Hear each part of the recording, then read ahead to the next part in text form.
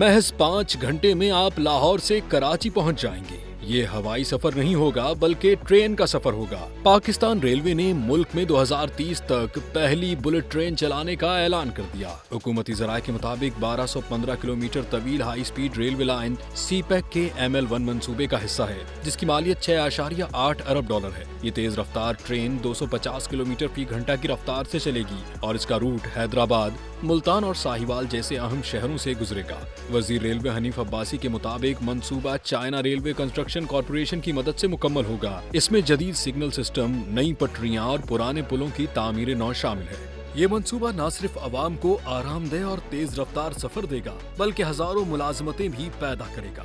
इसी सिलसिले में रवां साल वजीर आला पंजाब मरियम नवाज शरीफ ने लाहौर से रावलपिंडी के दरमियान बुलेट ट्रेन मंसूबे की मंजूरी भी दी है, जिससे दोनों शहरों के दरमियान सफर सिर्फ 2.5 घंटे में तय किया जा सकेगा।